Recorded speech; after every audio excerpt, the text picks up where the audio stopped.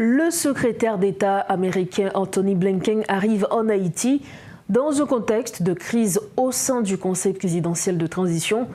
Le scandale impliquant les 3 membres du Conseil face au président de la BNC, les difficultés liées à la formation du Conseil électoral et les défis auxquels la PNA s'est confrontée pour lutter contre l'insécurité représentent autant d'obstacles à la stabilité du pays.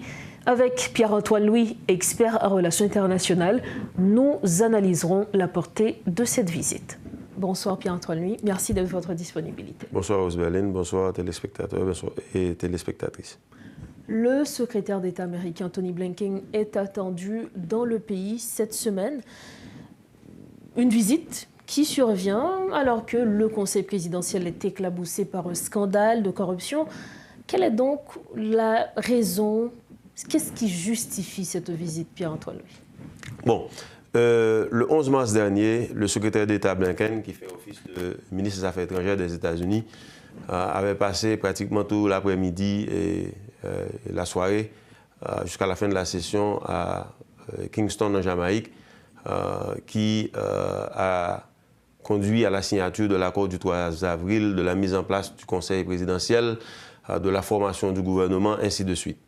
Donc récemment, il y a quelques jours, les éminentes personnes de la CARICOM étaient en visite en Haïti. Je suis certain que ces messieurs ont dressé un rapport qui a été acheminé à la chancellerie des États-Unis d'Amérique. Et M. Blinken a pris connaissance de ce rapport, ainsi que les rapports que lui ont dressés, les câbles que lui ont envoyés l'ambassadeur des États-Unis en Haïti. Il est probablement alarmé par la situation politique. Il existe une certaine lenteur dans la mise en place des institutions. L'organe de contrôle de l'action gouvernementale n'a pas encore vu le jour. Le Conseil électoral, la mise en place du Conseil électoral traîne. Il y a des difficultés au sein des secteurs qui ont été désignés. Il y a aussi le scandale, comme vous l'avez si bien dit, de 3 conseillers présidentiels qui font l'objet de soupçons de corruption.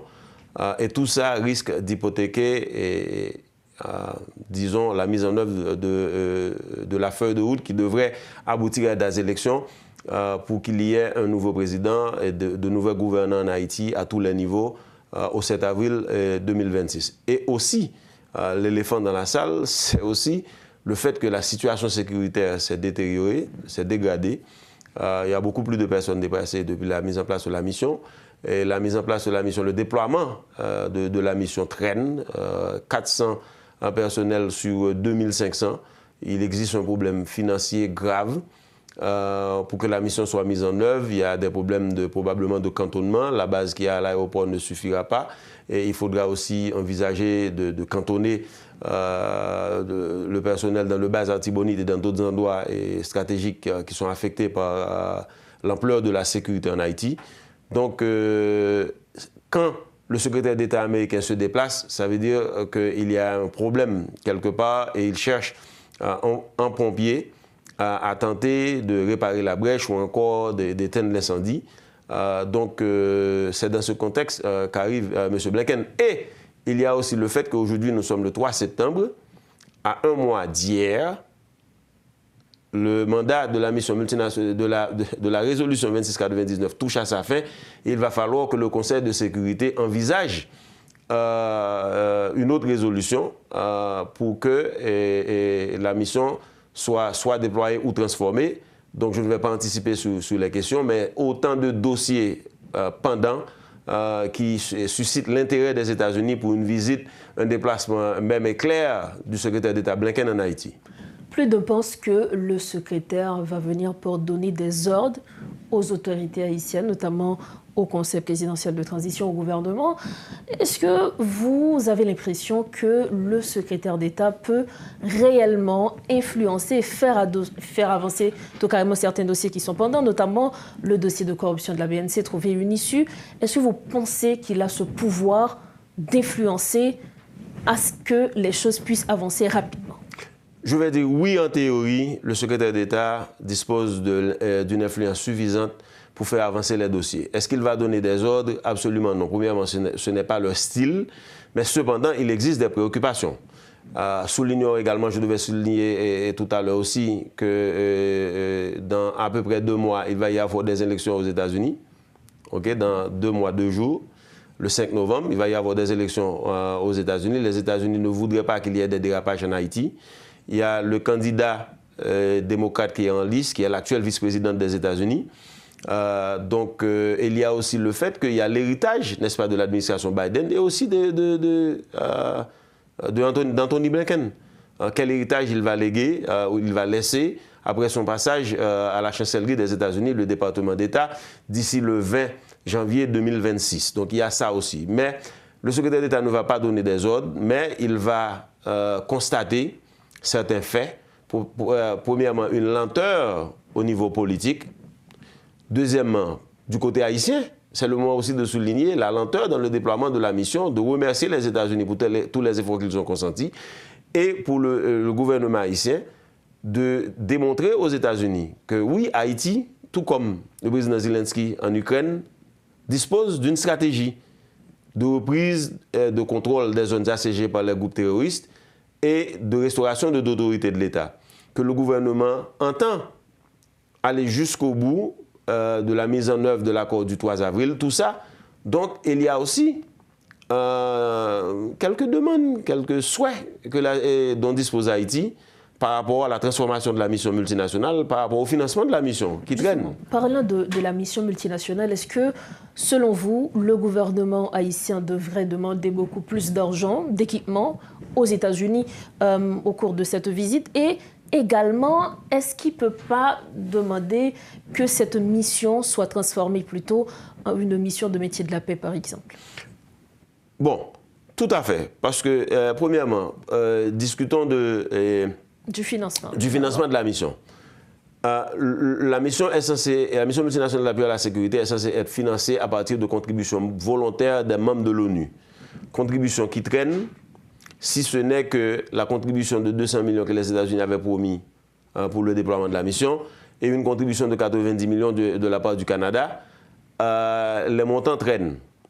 Maintenant, c'est la raison pour laquelle seuls 400 sur une projection de 2500 personnels sont sur le terrain.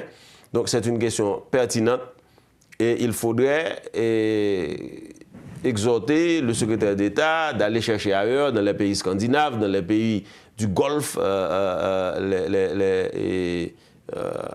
qui sont capables d'aider au financement de la mission. Maintenant, au niveau, n'est-ce pas, de la suite de la mission. Le paragraphe 19 de la résolution 2699, dans ce paragraphe, le Conseil de sécurité demande au secrétaire général des Nations Unies de formuler des propositions pour une éventuelle transformation s'il y a lieu de la mission multinationale d'appui à la sécurité. À mon sens, vu que près d'1 an plus tard, 11 mois plus tard, plus de 11 mois plus tard, le déploiement de la mission traîne, donc il y a un problème de financement, il y a un problème logistique, or que l'article et le paragraphe 18 de la résolution demande au secrétaire général d'utiliser les moyens logistiques de l'ONU pour appuyer la mission, quitte à ce que le secrétariat général soit remboursé, parce que c'est aussi l'ONU qui gère le fonds fiduciaire de la mission. Donc il y a lieu qu'Haïti sollicite de la part du gouvernement des États-Unis d'Amérique la possibilité de la transformation de la mission en une mission de maintien de la paix. Pourquoi? Il s'agit du financement de la mission. Une mission de maintien de la paix, c'est l'ONU qui gère la mission. Donc on n'aurait pas ces problèmes de financement. Et les pays membres de l'ONU sont tenus, ils sont obligés de contribuer au financement de la mission. Contrairement pour cette mission-là, c'est volontaire. La mission multinationale, la contribution est volontaire. Une mission de maintien de la paix, c'est une mission de l'ONU. La mission doit être financée au même titre que toutes les opérations de l'ONU. Donc, la transformation d'une mission de maintien de la paix enlève le problème de financement. Cependant, il y a la Chine et la Russie, membres permanents du Conseil de sécurité, disposant du droit de veto. S'ils ne sont pas d'accord, si ces deux pays ne sont pas d'accord, ils sont capables, comme ils s'étaient abstenus pour l'adoption de la résolution 2699, ils sont capables d'appuyer leur veto pour dire on ne veut pas de mission de maintien de la paix en Haïti, d'autant plus que la MINUSTAH, il n'y avait pas de succès, ainsi de suite, c'est ce qu'on va dire.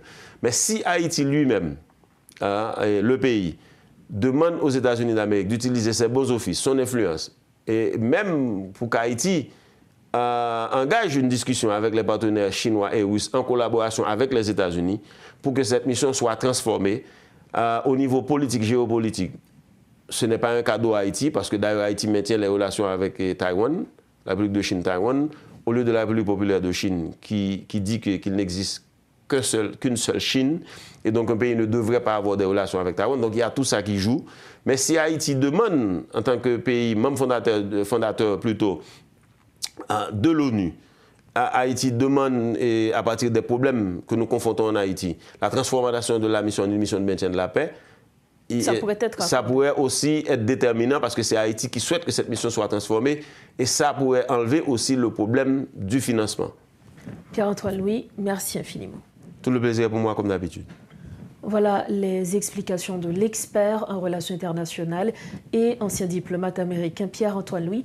Il était notre invité ce mardi pour parler notamment de l'arrivée du secrétaire d'État américain Anthony Blinken.